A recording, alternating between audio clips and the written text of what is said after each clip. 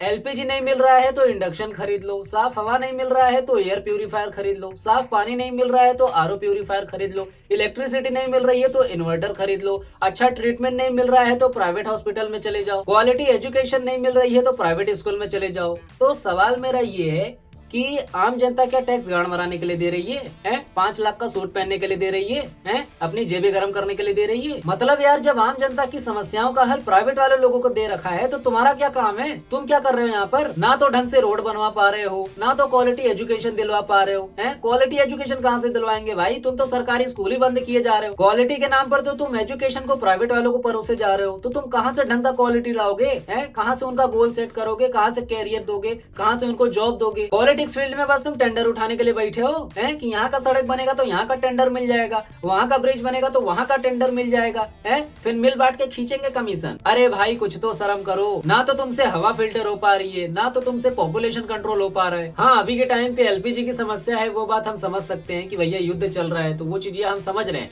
लेकिन भैया बाकी की चीजों को तुम क्यों नहीं समझ रहे हो? कुछ ना कुछ तो समाधान निकालो भाई, पॉपुलेशन का सॉल्यूशन निकालो, किस तरीके से हवा फिल्टर करनी है वो समझो। इतना बड़ा देश चला रहे हो, इतना बड़ा सरकार चला रहे हो, तो भैया इतने सरकारी सिस्टम में इतने पढ़े लिखे लोग तो होंगे। हाँ, माना कि तुम अनपढ़ हो, लेकिन बाकी के डिपार्टमेंट वाले तो इंटरव्यू दे के आए हैं, एग्जाम दे के आए हैं, तो वो तो पढ़े लिखे होंगे, उनका तो अच्छा दिमाग चलेगा।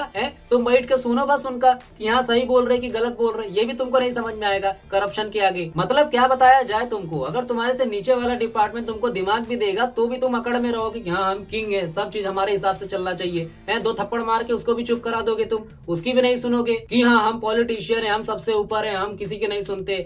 गंवारों वाला दिमाग होगा भाई, तुम्हारे अनपढ़ों वाला दिमाग होगा, तुम उसी हिसाब से काम करोगे। करप्शन के आगे अपने फायदे के अलावा और कुछ नहीं दिखता तुमको। तो अगर तुम देश का सच में भला चाहते हो ना, तो पढ़े लिखे के साथ उठना बैठना करो, ठीक है? उनसे दिमाग लो, दिमाग दो मत अपना भाई। तुम्हारी दिमाग की कोई जरूरत नहीं है, तुम अपने पास ही रखो अपना दिमाग, ठीक है? नहीं तो वैसे ही नाश कर दोगे अपने देश का। हमारा देश इतने खतरनाक तरीके से राजनीतिक दलदलों में घुसा पड़ा है ना कि भैया तुम चाह कर भी अपने देश को उसमें से नहीं निकाल सकते, ठीक है? और जब तक तुम उन भारतीय राजनीतिक को उन दलदलों में से नहीं निकालोगे, उन कीचड़ में कमल का फूल नहीं खिलाओगे, तब तक ये देश उसी में घुसा पड़ा रहेगा। तब तुम किसी भी कीमत पर ये उम्मीद लगा के मत बैठना कि हमारा देश सुधर जाएगा, ठीक है? ये देश हमारा खराब है, ऊपर से ही खराब है, ठीक है? तुम बोलते हो कि यहाँ की आम जनता ही बेकार है, नहीं भाई। सबसे पहले तो यहाँ पर टॉप का सिस्टम ही कीचड़ से भरा पड़ा है, ठीक है? उसमें पानी डाल के उसको हटाओ। अगर तुमको लगता है कि भारत की जनता ही बकचोद है तो ऐसा नहीं है। हाँ बकचोद है, लेकिन सबसे ज्यादा बकचोद तो ऊपर वाले लोग हैं, क्योंकि हमारे देश का कंट्रोल उन्हीं के हाथों में है। वो जिस तरीके से चाह रहे हैं वो उस तरीके से देश की जनता को मोड़ रहे हैं। नहीं तो अगर तुमको भरोसा नहीं हो रहा है तो बाहर की कंट्री के सरकारों को देख लो, उनका दिमाग देख लो, वो किस तरीके से अपने देश को ऑपरेट कर रहे हैं, ठीक है? तब तुम्हारा दिमाग खुलेगा कि हमारे देश की सरकार में और उनके देश की सरकार में कितना अंतर है। हमारे देश की जनता के साथ साथ सरकारी सिस्टम में जो लोग भरे पड़े हैं उसमें भी 90% बकचोद लोग ही हैं। हमारे देश के सरकारी सिस्टम में किसी को ढंग से हिंदी पढ़ने नहीं आता, किसी को ढंग से शपथ लेना नहीं आता, देश को क्या खाक संभालेंगे? तो ये देश आज के टाइम में तुम्हारे हाथ में है और ये राजनेता भी तुम्हारे हाथ में है। लेकिन अगर तुमने गलती की, तुम युवा नेता अगर देश को नहीं संभाल पाए, तो भैया ये देश भी तुम्हारे हाथ से चला जाएगा और ये राजनेता भी तुम पर राज करेंगे। खैर अभी के टाइम में भी ये सब चल ही रहा है, लेकिन अगर तुम अभी ध्यान नहीं दिए तो भैया आगे चल के और भी परेशानी होने वाली है, तुम्हारी और मारी जाएगी, तुम सहने लायक नहीं रहोगे, पिछवाड़े से खून निकलने लगेगा, ठीक है?